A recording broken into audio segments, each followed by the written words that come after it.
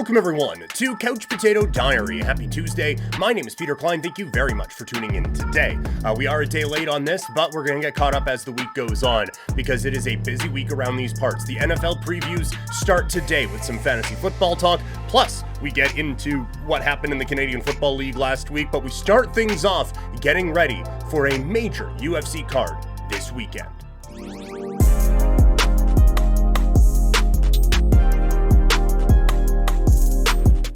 UFC 305 goes down this weekend, and it should be a really fun one. In the main event, Dricus Du Plessis takes on the former middleweight king in Israel Adesanya in what is sure to be a really, really fun fight. So today, we're going to do the regular Monday thing we do around these parts, and that is look at the key storylines going into the week. So the big one is Israel Adesanya as he tries to get back to the top of the mountain. He is, I think, very easily the second best middleweight in the history of the sport, but he's lost 2 of his last 3. So he has lost the championship, won it back, and then lost it again against Sean Strickland. Can he get back to his original ways to get back to the top of the mountain? We have talked before about how difficult it is sometimes in this sport, for whatever reason, how difficult it is to go from being the guy and then losing and trying to get that back. It is very, very hard to do. And so we will see if Israel Adesanya is able to do that. Now, he's able to do it once in getting the belt back from Alex Pereira, but now a loss to Sean Strickland where he didn't look all that impressive. Now he has to go up against Dricus Du Plessis, but it is a huge opportunity ahead of him. If he can win this, establishing legacy and all of that, he's done that. But in terms of right now, if he loses this fight, it is kind of to the back of the line and we don't know what he is going to do.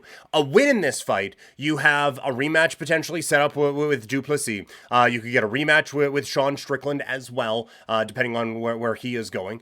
But also, and I think for marquee purposes, it could set up a champion versus champion fight with Alex Pereira for the 205-pound championship. Yes, you kind of figured out that trilogy, so to speak, but you have an opportunity to do that at a higher weight class with Pereira, who has been just as hot can be throughout this entire thing. And I think that makes it very intriguing now for Israel Adesanya moving forward to try to get that opportunity. So if he can get this win, he gets back to being one of the faces of the company and gives him an opportunity to really work his way into pound for pound all-time status if he can get a championship win over Alex Pereira. On the other side, Dricus Du Plessis looks to validate all his talking. He has been very confident, we will say, in his time in the Ultimate Fighting Championship, and he's been very boisterous about all of this. And now he is the middleweight champion, so it's weird to say that he has some things to prove, but he has some things to prove. And it will be interesting to see how he is able to do that here, coming up against Israel Adesanya. He has talked a lot, and a lot of it has been targeted at Israel Adesanya. And we have seen, yes, if you want to be the heel and you want to build yourself up, there is absolutely a path to that. But it does wear a little bit thin if you don't back it up immediately. And I would say that Du Plessis has backed things up a little bit, but now that this is the guy that you have been targeting for the most part. So if it doesn't back up here, it does become rather detrimental, I think, to the potential for Dricus Du Plessis. But it's also a chance to move up to another level in regards to Dricus Du Plessis. He has an opportunity here to move into a whole new level of stardom. He has beaten Whitaker. He has beaten Strickland. He beat Darren Till. He has beaten some names. He has a ton of personality. If he can go out and beat the guy who many people still believe is the face of this division at 185 pounds, then all of a sudden you start to look at this guy as someone who is a real face for this company, positively or negatively. You look at him as someone who can really put things together and get to another level in the Ultimate Fighting Championship. In the co-main event, it is Kai Kara-France against Steve Erceg. For Kai Kara-France, it's a fight for relevancy. He has lost back-to-back fights, and it kind of feels like this is his career, which is a bit of an exaggeration. It's not a bit. It's a gross exaggeration. But it is also a fight for him to avoid kind of falling into gatekeeper status. You are already seeing when there is a prospect kind of on the rise, it's all right, well, let's throw him in Kai Kara France and see where they are. There is already that buzz. And so if he wants to continue to be able to push for a championship, if he still has title aspirations, then this is a fight he has to have. 3 losses in a row would be really, really tough for him to get around, and I think he then moves into that new category of being a gatekeeper. So he has to avoid that with a win this week against Steve Erceg. And for Erceg, how does he respond to a loss? Coming off of a championship loss at UFC 301 to Alexander Pantoja. I don't know why I went Russian on that, but either way, he loses to Pantoja. It was the first loss since he dropped to 1-1 in his career. So how does he handle high-level adversity? Also, we had talked before about that not really being the resume of a championship fighter. Well, you kind of got to you kind of have another tough fight here. Like, you can make a really, really good case that says this is the second most difficult fight that that Steve Erceg has had in his career. And so it'll be interesting to see how he handles that. A win, though, and he's able to get right back into contention. A loss, and that road becomes a little bit more difficult in a very crowded flyweight division. So a couple of key fights on the docket for UFC 305. Let's shift gears and talk some football now, and we will do the fantasy football preview a little bit later on, or at least start it. But first, let's look at what happened in the Canadian Football League this week.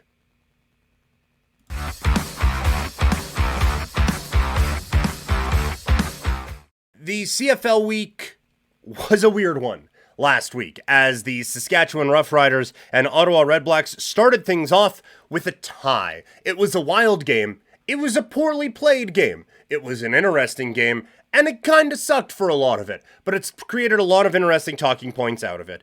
And the big thing for me, we have the eye in the sky debate, and I do think it is kind of forgotten that the command center thing is triggered on a turnover. And so if that isn't a turnover, I don't believe there is a command center thing, but I don't really know. I do think they made the wrong call. And it's trying to provide gray area where people don't want there to be any. And that can be a little bit tricky. For sure, that can be a little bit tricky. Because I absolutely understand the premise that just no one hits a quarterback low or high. There is a strike zone that you are allowed to hit, and anywhere outside of that is just a penalty. And I totally understand that. But this is football, where and I'm not even saying like, oh, just let them play and crack skulls and break legs and all these things, because we saw an injury because of these plays. But you have essentially like 5 to 6 to 4 car crashes happening on the offensive line every play. And you have a lot of moving parts all around. And so to just have a one-stop shop, absolutely no room for interpretation rule around contact and stuff like that when there's just bodies flying everywhere, it's a little bit difficult to do that. And so you get the difficult situation that the referees were in as the Riders were playing the Ottawa Redblacks, where twice in this game you had players blocked into the quarterback, and both times it wasn't obvious, right? Like you had a guy blitzing in twice and a chop block happens and that guy trips and falls and just rolls. And I don't know what the rider is supposed to do in those situations. And again, if you want to err on the side of player safety, it's tough to argue against that.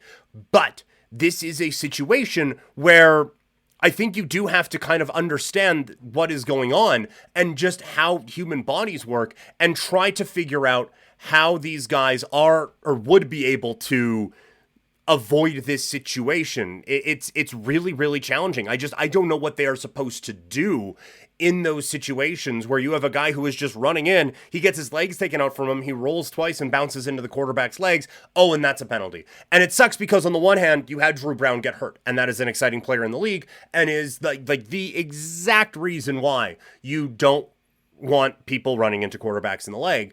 But at the same time, again, you had that Rider player trying to avoid it, and he still gets the 15-yard penalty. And then you still have a game-winning play taken off of the board on a play where a guy is trying to avoid that. And I know I'm the guy in MMA who says every foul is a foul and you go on with it, but I just feel like because of the unpredictable nature and how all over the place all of this can be, it's very, very difficult to understand it. Now, don't hear what I'm not saying. The Saskatchewan Roughriders did not lose this game because of officiating. In fact, the Riders got a tie because of officiating. That defensive pass interference call at the end of the game was atrocious. Just awful officiating to come to that conclusion. And again, to have a review and watch that video and say, okay, yeah, this is a penalty. I don't get it. I genuinely don't get it. So very surprising to see those plays come up, and it's really, really unfortunate. Another interesting situation out in Hamilton, as I don't really know what the Ticats should do with Bo Levi Mitchell. He's playing at an MOP level. If the Ticats were a 500 football team, we'd be talking about Bo Levi Mitchell as being the MOP. By the way, we're going to have some CFL awards talk later on this week. But that being said, this team is getting the shit kicked out of him. They were awful to start, and it wasn't entirely his fault. The time count was, but like there's offside, and then his fullback fumbles, and then he throws an interception. And I get like you want to give your team a bit of a spark, so Powell comes in, and also it seems like Hamilton isn't really going anywhere this year, and so Powell comes in because you want to see what the 25-year-old kid has. But it does feel unfair to Bo Levi Mitchell, who is finally coming out of a few years of struggles and finding the level that he has found, or the level that he had when he was around an MOP caliber player out here in Calgary, and to just stop that cold, it just feels genuinely unfair to him. But from an organizational standpoint, I kind of want to see what the 25-year-old kid has and building for the future. So it's a tricky spot to put Bo Levi Mitchell in. It's a tricky spot to put Scott Milanovic in. And the thing is, Bo Levi Mitchell is paid a ton of money right now. And so if a team wants to bring him in, whether it be an insurance policy or just straight up as their starting quarterback, not a whole lot of teams have that kind of cap space to just move in another quarterback. And we saw a big-time one come in this week with Nathan Rourke signing with the BC Lions. But I think that you have to look at this situation and see that it just feels like it's a weird spot for Bo Levi Mitchell, and kind of worst case scenario where like if he was being bad, then you can just bench him or whatever. But like this is, I'm not going to say it's going to hurt the reputation of this team going forward or anything like that, because I genuinely don't. It feels unfair to Bo. And I didn't think I'd be saying that coming into this year. Last note here from the CFL, the Toronto Argos defense is insane. With them, like Aromalade is back, Serezna is playing at a high level, Amos is playing at a high level, McFadden, they were targeting him a lot this week, and he was up to it on most plays, but Franklin, Priester, like this Toronto defense is next level, and I don't want Chad Kelly anywhere near my CFL, but if he does come back, holy hell, is this team going to be a problem in the CFL's East Division? And if he's not going to come back, I don't know what that does salary cap wise, but maybe there's a reunion with a McLeod Bethel Thompson. Maybe they are able to bring in a Bo Levi Mitchell. It'll be interesting to see what they do and see how they go about addressing this situation, because they have a championship level defense, and they have been proving it for a little bit now. All right, that is it for CFL talk. Let's move to the NFL. It is the start of our previews, and it begins with our very first mock draft.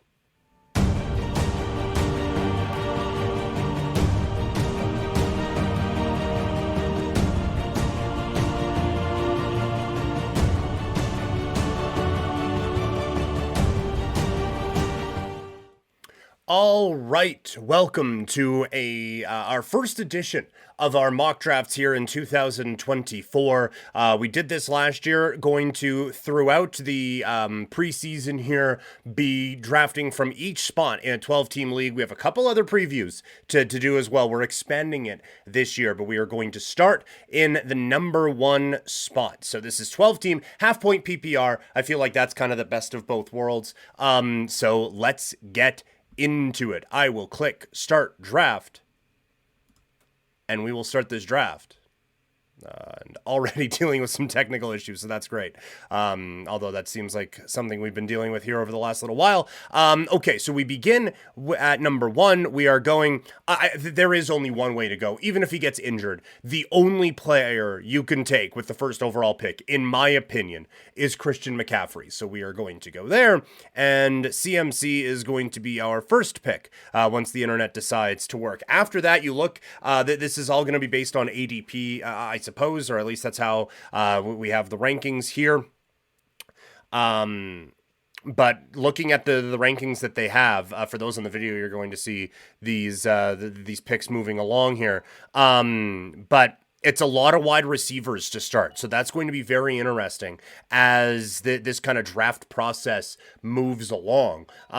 So very interested to see what we end up with here at the turn. And what the strategy might be, because just watching as this goes along, a lot of very good running backs are coming off of the board, right? Or a lot of very good wide receivers are coming off of the board, and so that is absolutely causing some going to cause some problems. Even a couple of tight ends come off the board. So by the time it comes around to us, a lot of wide receivers have gone, a lot of running backs have gone. So looking at the best players available right now, it is Josh Allen, Brandon Ayuk, who obviously there's a lot of conversation around, Derrick Henry, Josh Jacobs, Nico Collins, Mike Evans, and Deebo Samuel. And so I feel like there's too many question marks around Allen, so I'm out on that one. Brandon Ayuk, by the time you watch this, he might be traded. So let's go to the other players who are available below them. We only have a minute here. But Derrick Henry is available. That's one. It just feels a little bit too high to be banking on that. Josh Jacobs, again, kind of the same thing. So I'm kind of looking at these receivers here, and there are a couple of players of interest to me in this spot. So I think I'm going to go receiver here. At the turn, we're going to go Nico Collins at wide receiver, and then I want me some Deebo Samuel. It seems like Ayuk is going to be traded, so that is, I think, going to give Deebo just even more of this San Francisco offense. Now, we have doubled up on San Francisco 49ers to start this whole thing, so hopefully that's not going to cause us too many problems here right now, as this offense kind of goes along, but not too bad to come out of that. So after we had our pick, we have 5 quarterbacks come off the board in Allen, Jackson, Hurts, Mahomes, and Stroud. And again, a lot of wide receivers continue to come off the board. So that might put a bit of pressure on us to go receiver here. Although we did just go receiver. So never mind. Forgot we already had 2 good ones. But looking at it here, running back seems to dry up quite a bit with what we have. So I feel like we should try to come away from this with a good running back. Kenneth Walker is just solid. You don't feel amazing about Kenneth Walker. I really like Cooper Kupp this year. I think people are kind of sleeping on the talent of Cooper Kupp. So I'm going to go Cooper Kupp in this spot, and we're going to go Kenneth Walker. Don't love the pick. Admittedly, I don't feel amazing about it. But this is just our first mock draft, just kind of getting a sense of where we are at in these drafts. But so far, our roster, we have 2 running backs, Kenneth Walker and Christian McCaffrey, and our receivers are Nico Collins, Deebo Samuel, and Cooper Kupp. A couple of tight ends have gone off the board since we made our pick. Another couple quarterbacks gone now in Kyler Murray and Joe Burrow, so we're probably waiting till the end. And looking at what's available here, I think we're waiting to the end probably to get a tight end, and probably waiting to the end to get a quarterback. I think right now is just a little bit too high of a price to pay for an Evan Ingram. Best available right now is Jaden Reed, followed by Najee Harris, Jordan Addison, and Xavier Worthy. Man, this seems way too early for Xavier Worthy. But off the board after we made our picks, Tank Dell, Alvin Kamara, Anthony Richardson, Dalton Cade, Kyle Pitts, then Amari Cooper, George Pickens, Keenan Allen, Devonta Smith, George Kittle, and T. Higgins. In the next round, it's James Conner and Montgomery, Adunze, Jones, Kirk, Burrow, Swift, Kyler Murray, Stevenson, McLaurin, and then Dak Prescott. So I feel pretty good about locking in a running back there. Although now looking at, again, a lot of those receivers came off the board. There are a couple of a couple of running backs who I kind of like. I think people are sleeping on this guy. I feel like this is a major value play here in the 6th round. We're going to get Raheem Mostert in this spot.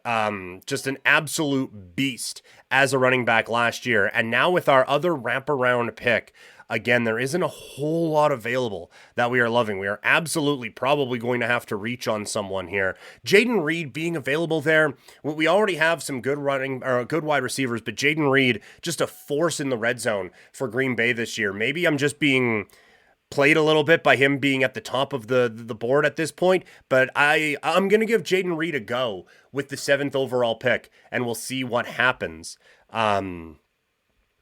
And it looks like the thing kind of froze on me a little bit. No, we're starting to move a little bit. The team's just having to think about it a little bit more as it goes on. Immediately after us, Najee Harris, and then another run on wide receiver. Calvin Ridley, Xavier Worthy, Hollywood Brown, and Addison before Zamir White, the Raider running back, gets taken, and then Chris Godwin goes right after him. I am worried about Xavier White this year. I don't know about the offensive line with the Raiders. I think he's going to get a lot of opportunities, but I don't necessarily think they're going to be a lot of quality ones.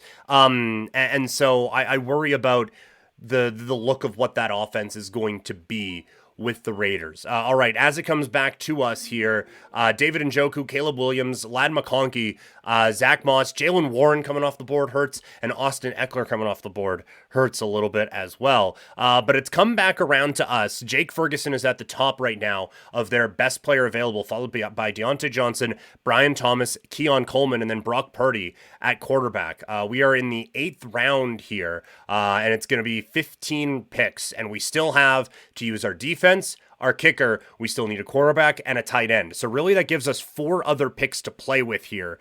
There's a couple of receivers that really interest me in this spot. And again, we're kind of doubling up on a spot, but I'm going to go with Christian Watson.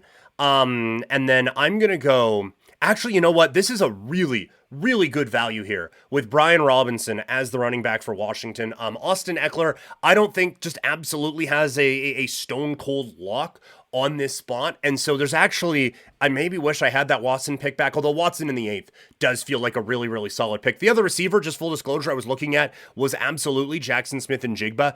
He's not going to be around the next time we are picking, but Brian Robinson, I feel like we are getting a actual starting running back here in the 9th round. So we're going to go with Brian Robinson, and seeing Tua Tagovailoa right above him in the best player available list. I kind of hope that the other teams, I should have looked to see what the other teams have at quarterback, because there are a lot of teams already have kind of selected their guys. If we could get Tua in this spot, that would be great. Brock Purdy has gone. I think the system kind of froze a little bit, but Tua is staying up at the top of our board. Jared Goff is up there as well. Okay, Tua has gone in the time between our picks. Oh, and we're going to be swimming in it a little bit. Maybe, you know what? Maybe we should have, this is a good tip here, because we are going to be stuck with just something dreadful at the quarterback spot here as we go along. And honestly, probably a tight end as well. Scrolling on down, yeah, Kirk Cousins is the next best available quarterback. And so this, honestly, this might be a bit of a panic play for me. But I am going to go Kirk Cousins here, just so we get something at the quarterback position, because it's been getting a little dicey. And now another one where I think we're getting a really good value at the running back position. Coming in, his ADP right now is 123. I think Jerome Ford is a good running back, and if nothing else, it's going to be a split with him and Nick Chubb this season in that backfield in Cleveland. And so I think this is a really good opportunity to get Jerome Ford and be able to lock down again. I feel like we're getting some good value with some of these running backs who are going to be potentially like the main guy on their team this season. So we're going with Jerome Ford at the running back spot, and we're kind of hoping there's a couple tight ends left, Pat Freiermuth and Cole Kmet. It would be real great if one of them kind of swung around to us. Kmet has gone, so we're crossing our fingers here for Pat Freiermuth. He does go off of the board, so that is quite disappointing. just kind of taking that gamble that some tight end needy teams, and we're seeing here, Cole Kmet went to the team that already had David Njoku. So the system is already going with some backup tight ends in these spots. So that is really unfortunate. And another good one goes right in front of us, that being Luke Musgrave. So we have here 4 picks left: a tight end, a kicker, a defense, and something else. So again, at this point, we can wait on that tight end, I think, 4 aways now, because that is not necessarily going to be an area of strength for our team, and we are just absolutely going to take whatever is left. So looking at what's available here, Josh Palmer, all the headlines around that have not been positive out in LA, so we're going to avoid that. Jalen Wright, I don't think we need the 4th best running back with the Miami Dolphins. Josh Downs out in Indy is a little bit interesting. If that offense can really get clicking, that might not be a bad kind of late round flyer attempt here. Actually, what we might do, let's go I think we need one more wide receiver. And so with that, I am going to go Josh Downs. I think that people are kind of forgetting about him a little bit. So let's go with Josh Downs. And now we are going to close out with our tight ends. We need a kicker and a defense as well. Tight ends that are left aren't great. Taysom Hill, Ben Sinnott, Cade Otton, Hunter Henry, Isaiah Likely, Ty Conklin, and Okongwu out with the Titans. Man, all of these suck. Let's go Cade Otton and just kind of bite the bullet on that. So this is something that maybe we're looking at, because there's a couple of players that it felt like maybe we reached on toward the top of this draft, and maybe those can be replaced with quarterback and tight end, because I just don't feel like we're coming out of this in a very good spot, and it feels like we are going to be fighting uphill all season long to try to lock in those positions. And so looking at how this draft has played out, it looks like 4th, 5th round, the quarterbacks were going, but then 6, 7, 8, even down to just a bit before where we went. So right around 8, 9, 7, 8, 9, maybe that should have been the quarterback spot. All right, we have 2 spots left. A bunch of defenses that come off the board. I think Seattle's defense is going to be all right. We will go with them. And then we will close here with our kicker, and we will get Justin Tucker. Absolutely. And so to wrap this thing up, let's see how we did. Again, coming out of this, I don't feel amazing about it, and so this year maybe isn't the year to just lock in that number 1 overall pick, because I'm not loving what we're coming away with here. But I do believe that the draft is just wrapping up now, as the kickers are slowly coming off of the board, and so that is it. So let's take a look at it now. Our starting lineup would basically be Kirk Cousins at quarterback. Our 2 running backs would be Christian McCaffrey and Kenneth Walker. Our 2 wide receivers would be Nico Collins and Deebo Samuel, with Cooper Kupp in our flex. Again, our quarterback is Kirk Cousins, and our tight end would be Otton. In terms of depth pieces, sorry, this is kind of scrolling all over the place.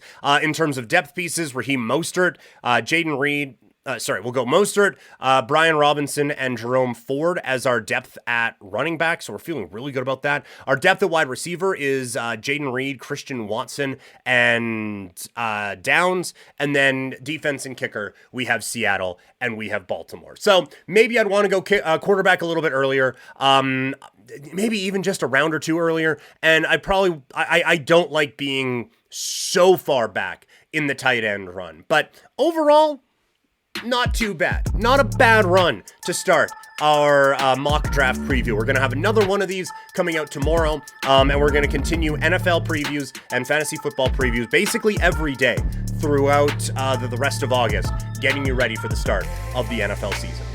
That's going to do it for the show. Thank you all so much for tuning in, and I'll talk to all of you later.